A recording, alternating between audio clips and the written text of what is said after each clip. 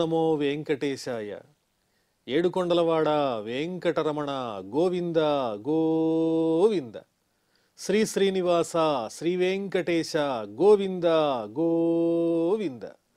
కలియుగ ప్రత్యక్ష దైవం శ్రీనివాస పరబ్రహ్మ అనుగ్రహ విశేషంతో శ్రీమద్భాగవతంలో దశమ స్కంధంలోని విశేషాలు యథాశక్తి తెలుసుకుంటున్నాం. నారాయణం నమస్కృత్య నరం చైవ నరోత్తమం దేవీం సరస్వతీం వ్యాసం తతో జయముదీరయేత్. సుఖయోగీంద్రుల వారు పరీక్షిన్ మహారాజునకు శ్రీకృష్ణస్వామి లీలా విశేషాలు వర్ణించి చెబుతూ ఉన్నారు. బ్రహ్మగారు శ్రీకృష్ణుని యొక్క దివ్యమైన మాయను చూచి నిశ్చేష్టుడై తనకన్నా పైన నడిపించే పరమాత్ముడున్నాడనే జ్ఞానం కలిగి ఆ పరమాత్ముడైన శ్రీకృష్ణుణ్ణి స్తోత్రం చేస్తూ ఉన్నారు. తస్మాదిదం జగదశేషమసత్ స్వరూపం స్వప్నాభమస్తధిషణం పురు దుఃఖ దుఃఖం త్వయ్యేవ నిత్య సుఖబోధతనౌ అనంతే మాయాత ఉద్యదపి యత్సదివావభాతి. స్వామి, శాశ్వతమైన నిత్యమైన సత్యమైన ఆనందం ఏమిటి అంటే నీ స్వరూపమే. ఇది తప్ప మిగిలినదంతా అసత్యమే. నీ మాయ వల్లే అది సృష్టింపబడుతూ ఉన్నది. ఈ జగత్తంతా అది ఆ జగత్తు నీలో ఉండడం వల్ల, నీ నుంచి ఉత్పన్నం అవడం వల్ల ఇది సత్యమా అనేటువంటి ఒక అనుమానాన్ని కలిగిస్తూ ఉన్నది. కానీ అది నీ మాయా విలాసం చేతే ప్రకటితమవుతోంది. ఈ సృష్టినంతటినీ నడిపించేవాడివి నీవే, లయం చేసేటువంటి వాడవు నీవే. నిత్య సత్యమైన స్వరూపం మాత్రం నీ ఒక్కడవే. ఇదం జగత్ నిరస్త ప్రతిభాసం అంటే చైతన్యరహితమైనది. ఆ చైతన్యరహితమైన ఈ విశ్వానికి చైతన్యాన్ని ఇచ్చేటువంటి వాడవు నీవే. చైతన్యం లేకపోతే అది ఉన్నట్టా లేనట్టా? చైతన్యరహితమైన దానికి ఏమాత్రం విలువ ఉన్నది? ఆ చైతన్యాన్ని ఇచ్చి నడిపించేవాడవు నీవే స్వామి. ఈ జగత్తు అసత్ స్వరూపం, నశించే స్వభావం కలిగినటువంటిది. స్వప్నాభం ఒక కల లాంటిది. పురు దుఃఖ దుఃఖం, దుఃఖం మీద దుఃఖం, దుఃఖం మీద దుఃఖం వచ్చి పడుతూనే ఉంటుంది ఈ సంసారంలో. త్వయ్యేవ మాయాతః ఉద్యదపి నిత్య సుఖబోధతనవు త్వయి, నిరంతర ఆనంద స్వరూపుడవైనటువంటి నీ యందు ఇది ఉద్భవించటం వల్ల, నీ వల్ల ప్రకటితమవుతోంది కాబట్టి ఇది సత్యమేమో అనిపిస్తోందయ్యా. ఏకస్త్వమాత్మా పురుషః పురాణః సత్యస్వయం జ్యోతిరనంత ఆద్యః నిత్యోక్షరోజస్ర సుఖో నిరంజనః పూర్ణో అద్వయో ముక్త ఉపాధితః అమృతః. నీ స్వరూపం ఎంత గొప్పదంటే, ఏకః త్వమాత్మ, నీ ఒక్కడవే సత్యము. త్వం ఏకః సత్యః, నీ ఒక్కడవే సత్యస్వరూపుడవై ఉన్నావు. నీ యందు ఈ జన్మలు వికారాలు ఏమీ లేవు. త్వయి జన్మాదయః వికారాః నసంతి, శాశ్వతమైన స్థిరమైనటువంటి వాడవు నీవు. పూర్వమేవ అహం ఇహాసం అని శృతివాక్యంలో వర్ణింపబడినట్లుగా నీవు పురాణ పురుషోత్తముడవు. పురాణ పురుష, సనాతనమైనటువంటి పురుషుడవు. నీకు ఆది లేదు, అంతము లేదు. సత్య, సత్యస్వరూపుడవు. స్వయం జ్యోతి, స్వయంగా ప్రకాశించేటువంటి వాడవు. నీ వల్ల ఈ జగత్తు ప్రకాశిస్తోంది తప్ప నీకు నీవే స్వతంత్రుడవై ఎల్లప్పుడూ ప్రకాశిస్తూ ఉంటావు. ఆద్య, ఆది పురుషుడవు. నిత్య అక్షర అజస్ర సుఖ నిరంజన పూర్ణ. ఈ పూర్ణ, అజస్ర సుఖ, అక్షర, అమృత ఇలాంటి పదాలన్నీ ఎంతో అద్భుతంగా వర్ణిస్తున్నారు. వీటిల్లో ఉన్నటువంటి ఆంతర్యం ఏమిటి అంటే, పరమాత్మకు వృద్ధిక్షయాలు లేవు, ఏ విధమైన మార్పులు విపరిణామాలు లేవు, క్షీణించటము లేదు, నశించటము లేదు. నిత్య సత్యస్వరూపం అని వర్ణిస్తున్నారు. పూర్ణ అజస్ర సుఖ అక్షర అమృత ఇది చతుర్భి పదై క్రమేణ వృద్ధి విపరిణామ అపక్షయ వినాశాన్ వారయతి. ఈ పదములలో ఉన్నటువంటి ఆంతర్యం ఏమిటంటే, పరమాత్మనకు ఇవేమీ లేవు. పరిణామము లేదు, నాశము లేదు, మార్పు లేదు, వృద్ధిక్షయాలు లేవు. నిత్య సత్య స్వరూపుడవు నీవు. నిరంజన, నిర్మలమైన స్వరూపం కలిగినటువంటి వాడవు. ఉపాధిత ముక్త, మాయ నుంచి విడిపడినటువంటి వాడవు, అంటే మాయకు అతీతమైన స్వరూపం నీది. పురాణ పురుష, అటువంటి నీ తత్వాన్ని నేను ఈనాటికి తెలుసుకోగలిగాను అని బ్రహ్మగారు ఎంతో మైమరిచిపోయి స్తోత్రం చేస్తూ ఉన్నారు. ఏవం విధం త్వాం సకలాత్మనామపి స్వాత్మానమాత్మాత్మతయా విచక్షతే గుర్వర్కలబ్ధోపనిషత్సు చక్షుషా ఏతే తరంతీవ భవానృతాంబుధిం. అంతటా వ్యాపించి ఉన్నటువంటి నీ దివ్య స్వరూపాన్ని ఎలా తెలుసుకోవాలి? ఆత్మజ్ఞానం ఎలా కలుగుతుంది? సకలాత్మనామపి స్వాత్మానం త్వాం, సకల ప్రాణులలో ఆత్మస్వరూపమై ఉన్నటువంటి నీ గురించి ఎలా తెలుసుకోవాలి అంటే గుర్వర్కలబ్ధోపనిషత్సు చక్షుష, గురువు యొక్క ఉపదేశం ద్వారా. గురువు ఎలాంటి వారు అంటే సూర్యుని వంటి వారు. సూర్యకిరణాలు ప్రసరిస్తే ఏ విధంగానైతే చీకట్లన్నీ తొలగిపోతాయో, గురువు యొక్క ఉపదేశం చేత, అంటే ఉపనిషత్తులను గురువు ద్వారా నేర్చుకోవటం ద్వారా, ఉపనిషత్తులనేటువంటి దివ్యమైన చక్కని జ్ఞానాన్ని బోధించేటువంటి ఆ వేదాంత జ్ఞాన దర్శనంతో నీ దివ్య రూపాన్ని తెలుసుకోవచ్చు. ఆ ఉపనిషత్ సారాన్ని తెలియజేసే వాళ్ళు ఎవరు అంటే సాక్షాత్తు గురువులే. వారు ఎటువంటి వారు అంటే సూర్యకిరణముల వంటి వారు. సూర్యకిరణాలు చీకటిని పోగొట్టినట్టుగా అజ్ఞానాన్ని పోగొట్టి వారు పరమాత్మ తత్వం గురించి తెలియజేయగలుగుతారు. ఆ విధంగా గురువుల ద్వారా నీ తత్వాన్ని తెలుసుకుని ఆత్మాత్మతయా విచక్షతే, నిన్ను అంతర్యామిగా ఉన్నటువంటి పరమాత్మ స్వరూపునిగా, సమస్త దేహధారులలో ఉన్నటువంటి నిత్య సత్యమైన స్వరూపంగా ఎవరైతే చూడగలుగుతారో వాళ్ళు మాత్రమే భవానృతాంబుధిం తరంతి, సంసారం అనే సముద్రాన్ని దాటతారు. ఈ సంసారం కూడా ఎలాంటిది అంటే భగవన్మాయచే సృష్టింపబడింది. ఇది కూడా భగవంతుని మాయే. అందువల్ల దాన్ని, సంసారాన్ని అనృతము అన్నారు. అసత్యం అని కూడా ప్రయోగిస్తున్నారు. సంసారం అనే ఈ అసత్య సాగరాన్ని ఎప్పుడు దాటగలుగుతారు అంటే గురువు యొక్క ఉపదేశం చేత మాత్రమే. గురురేవ అర్కః, గురువే సూర్యుడు. తస్మాత్ లబ్ధం ఉపనిషత్ జ్ఞానం తదేవ సుచక్షు, గురువు నుంచి పొందబడినటువంటి ఉపనిషత్ సారం ఏదైతే ఉందో అదే నిజమైనటువంటి దివ్యమైనటువంటి నేత్రంలాగా చక్కగా ఉపయోగపడి భగవద్జ్ఞానాన్ని చూడటానికి, తెలుసుకోవటానికి ఉపకరిస్తుంది. తద్వారా ఆ భవసాగరం అనేటువంటి అనృతాన్ని దాటటానికి ఉపకరిస్తుంది అని వర్ణిస్తున్నారు. ఆత్మానమేవాత్మతయా అవిజానతాం తేనైవ జాతం నిఖిలం ప్రపంచితం జ్ఞానేన భూయోపి చ తత్ ప్రలీయతే రజ్వా మహేర్భోగ భవా భవౌ యథా. మనకు ఒక తాడున్నది, ఆ తాడును చూసి సర్పం అనేటువంటి భ్రాంతి కలుగుతుంది. అలాగే మాయారూపమైనటువంటి ఈ జగత్తంతా కూడా నిజమనేటువంటి ఒక భ్రాంతి కలుగుతూ ఉంటుంది. అది ఎలా పోవాలి? ఆత్మానమేవాత్మతయా అవిజానతాం తేనైవ జాతం నిఖిలం ప్రపంచితం జ్ఞానేన భూయోపి చ తత్ ప్రలీయతే రజ్వా మహేర్భోగ భవా భవౌ యథా. అజ్ఞానులు ఏమనుకుంటారు అంటే తాడును చూచి పాముగా భ్రాంతి పడుతూ ఉంటారు. తత్వజ్ఞానుల ద్వారా నిజం తెలిసిన తర్వాత వారిలో ఉన్నటువంటి ఆ భ్రాంతి పోతుంది. అలాగే అజ్ఞానం లోపల ఉన్నప్పుడు మాయా వశంచేత, భగవన్మాయా వశంచేత అసత్యమైనటువంటి ఈ జగత్తుని నిత్యమైనదిగా భ్రమిస్తూ ఉంటారు, తాడును చూసి పాము అనుకున్నట్లుగా. ఎప్పుడైతే నిజమైనటువంటి జ్ఞానం, అంతర్యామిగా ఉన్నటువంటి పరమాత్ముడే సత్యం, ఈ దేహాదులన్నీ మిథ్యయే, ఈ జగత్ అనేటువంటిది భగవన్మాయా విశేషమని ఎప్పుడైతే నిజం తెలుస్తుందో అప్పుడు ఆ జ్ఞానం వల్ల తాడునందు సర్పం అనేటువంటి భ్రాంతి ఏ విధంగా పోతుందో మాయారూపమైనటువంటి ఈ జగత్తునందు కూడా అది నిత్యమనేటువంటి భ్రాంతి కూడా పోయి భగవత్తత్వమునందు నిజమైనటువంటి గురి ఏర్పడుతుంది అని వర్ణించి చెబుతూ ఉన్నారు. జ్ఞానేన భూయోపి తత్ప్రలీయతే. ఈ ప్రపంచమంతా నిజమైన జ్ఞానం కలగటం చేతనే అది అసత్యం అనేటువంటి జ్ఞానం తెలుస్తుంది. ఈ ప్రపంచం అసత్యం అని ఎప్పుడు తెలుస్తుంది? భగవద్జ్ఞానం కలిగినప్పుడే తెలుస్తుంది. రజ్వా మహేర్భోగ భవా భవౌ యథ.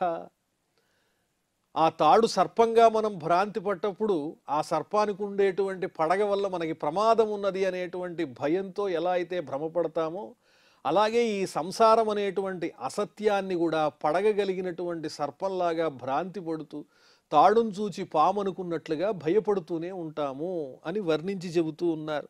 అది పోవాలంటే నీ అనుగ్రహమే కావాలి. అజ్ఞాన సౌమ్యౌ భవబంధమోక్షౌ ద్వౌ నామనాన్యౌస్త ఋతజ్ఞ భావాత్ అజస్ర చిత్యాత్మని కేవలే పరే విచార్యమాణే తరణా వివాహని.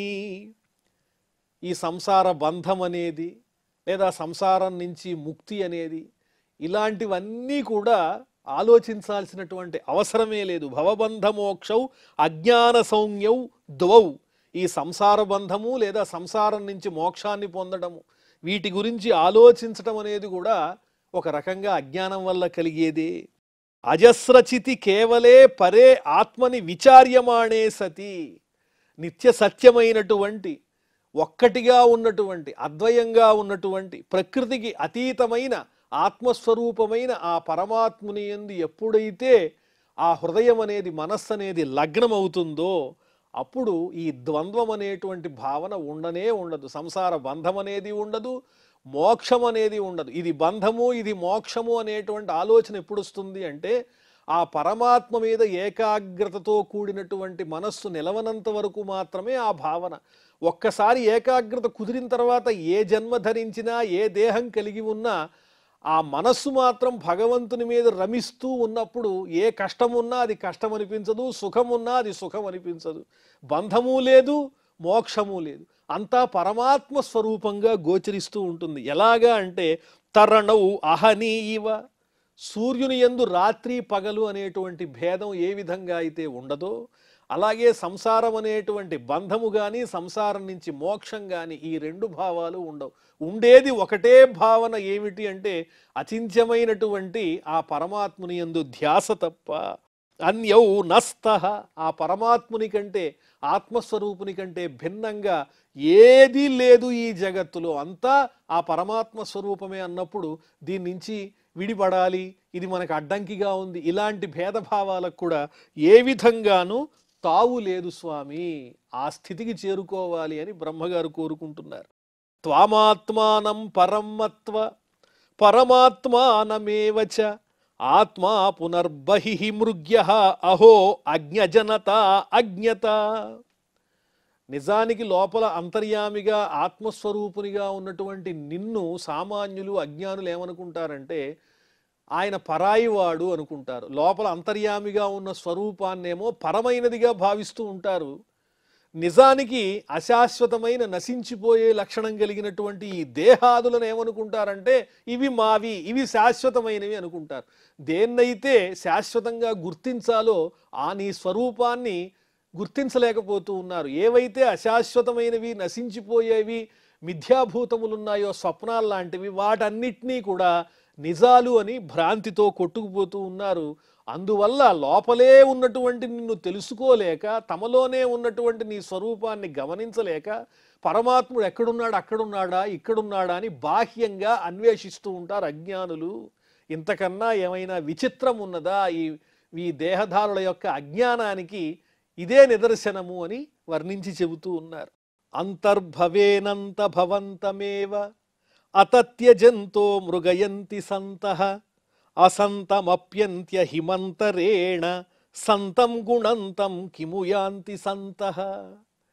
ఏదైతే అసత్ స్వరూపం ఉన్నదో, నశించిపోయేది ఉన్నదో, దాన్ని ఎప్పుడైతే అది అసత్యమని తెలుసుకోగలుగుతామో ఆ తరువాతనే సత్యాన్వేషణలో నిజమైనటువంటి సార్థకత లభిస్తుంది.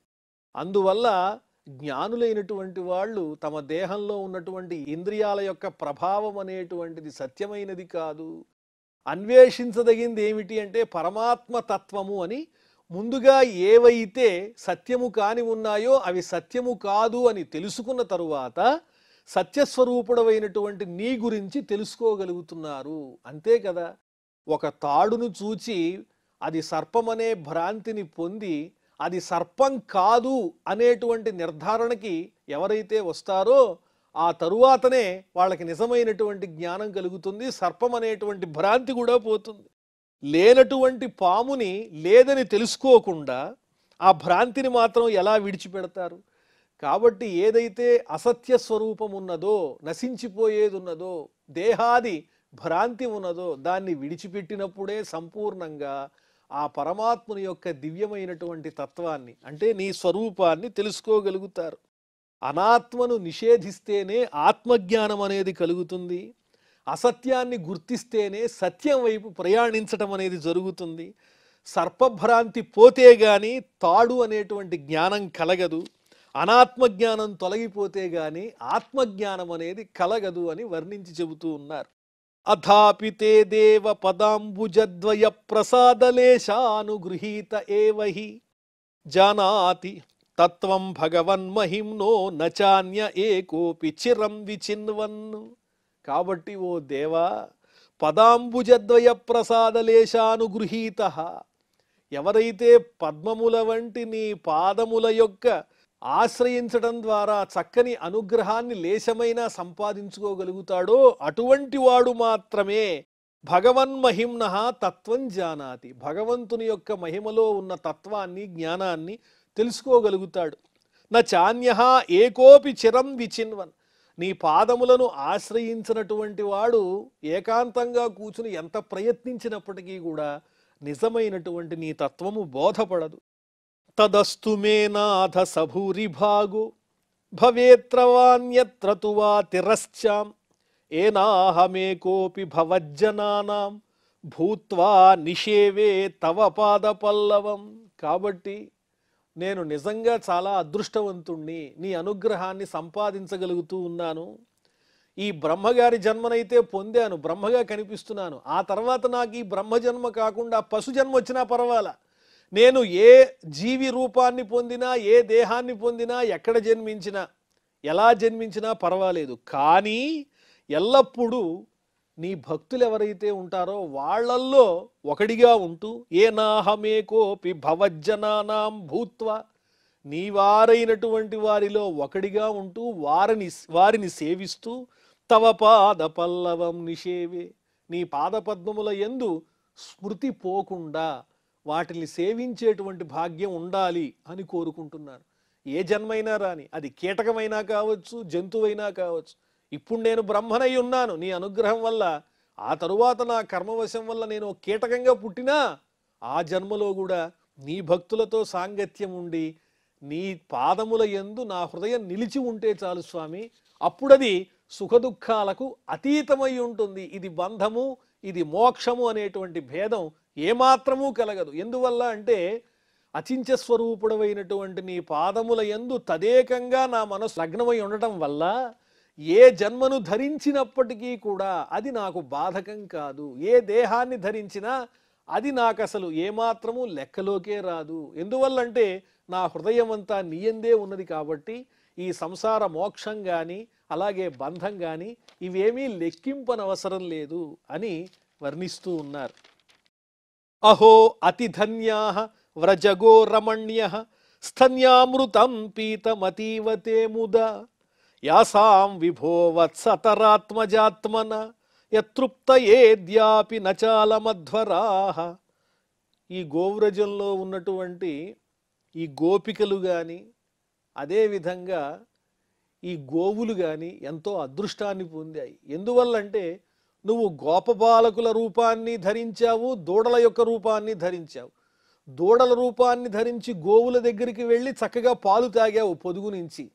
అందువల్ల ఆ ఆవులన్నీ ధన్యమైపోయినాయి. అదేవిధంగా గోపబాలకుల యొక్క రూపాన్ని పొందినటువంటి వాడవై గోపికల దగ్గర చక్కగా స్తన్యాన్ని కూడా తాగావు.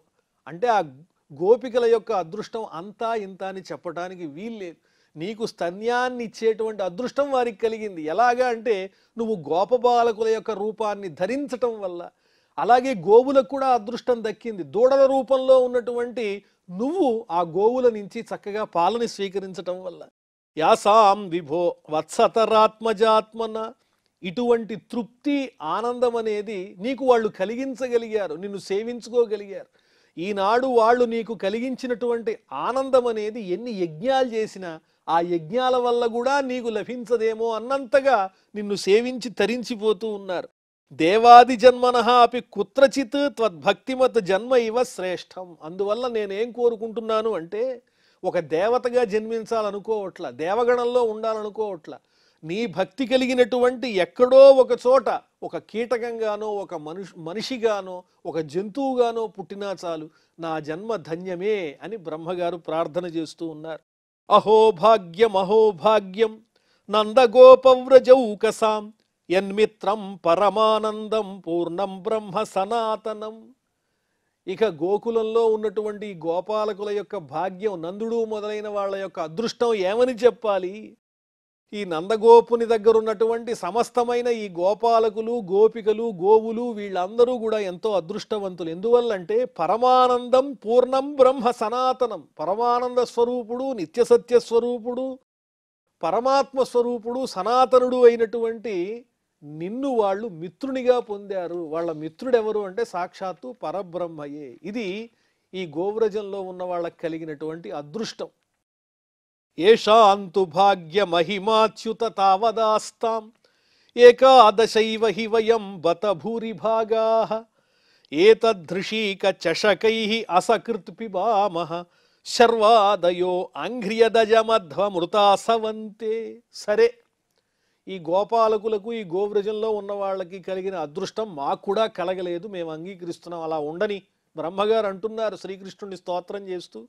దేవతలమైన మాకు కూడా ఈ గోపాలకులకు, గోపికలకు, గోవులకు, దూడలకు కలిగిన అదృష్టం దక్కలేదయ్యా. సరే, వారి అదృష్టం అలా ఉంది, అలా ఉండని, మేం కూడా ఆ అదృష్టంలో ఒక విధంగా భాగాన్ని పొందుతున్నాం. ఎలాగా అంటే ఏకాదశైవ హి వయం బత భూరిభాగాః. ఈ మానవుని దేహంలో, దేహాన్ని ధరించినటువంటి జీవులలో ఇంద్రియములకు అధిష్టాన దేవతలు ఉంటారు. వాళ్ళందరూ ఈ బ్రహ్మ మొదలైనటువంటి వాళ్ళే. ఈ గోపబాలకులు కూడా శ్రీకృష్ణ స్వామిని దగ్గరగా చూస్తూ ఆయన పాదాలని సేవిస్తూ ఆనందిస్తూ ఉన్నారు అంటే, ఆ గోపబాలకులలో ఇంద్రియాలకు అధిష్టాన దేవతల రూపంలో ఉన్నటువంటి దేవతా స్వరూపాలు కూడా తృప్తిని పొందినట్లే కదా అని బ్రహ్మగారు చెప్తూ ఉన్నారు. స్వామి, రుద్రుడేమో అహంకార స్వరూపుడిగా, బ్రహ్మనైనటువంటి నేను బుద్ధిస్వరూపునిగా, చంద్రుడేమో మనస్సు స్వరూపంగా, దిగ్దేవతలేమో శ్రవణముల రూపంలో, వాయువేమో స్పర్శ రూపంలో, సూర్యుడేమో చూపుగా, వరుణుడేమో నాలుక రసనేంద్రియంగా, అశ్వినీ దేవతలేమో ఘ్రాణంగా, అగ్ని వాక్కుగా, ఇంద్రుడు చేతులుగా, ఉపేంద్రుడు పాదాలుగా, సమస్తమైనటువంటి దేహధారులకు ఆయా ఇంద్రియాల్ని అధిష్ఠించి ఉంటారు. మేము కూడా ఈ గోపబాలకుల్ని వాళ్ళందరినీ కూడా ఆయా స్థానాల్లో అధిష్ఠించి ఉన్నాం వారి ఇంద్రియాల్లో. వారెప్పుడైతే నీ దగ్గరికి వచ్చి వాళ్ళు ఆనందిస్తూ ఉంటారో, వాళ్ళ ఇంద్రియాల ద్వారా నిన్ను చూచి మైమరిచిపోతూ ఉంటారో, ఆ ఇంద్రియాలను అధిష్ఠించి ఉండడం వల్ల మేము కూడా ఆనందాన్ని పొందుతున్నాం. కానీ వారు పొందినంత సంతృప్తి మేము పొందలేకపోతూ ఉన్నాం. వాళ్లే మాకన్నా అదృష్టవంతులు.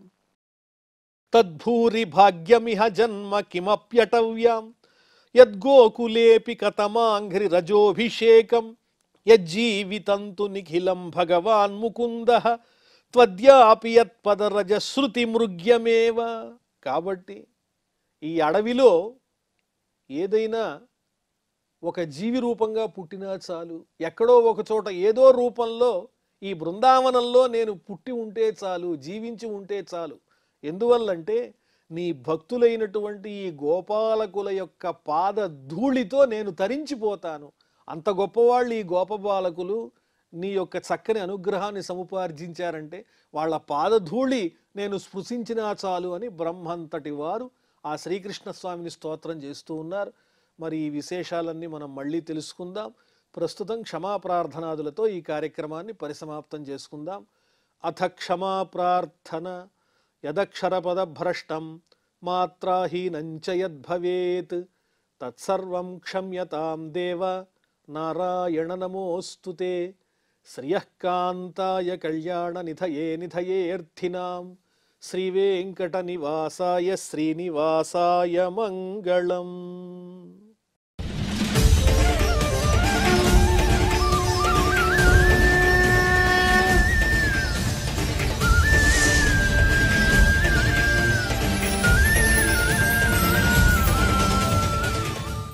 Govinda, Hari Govinda.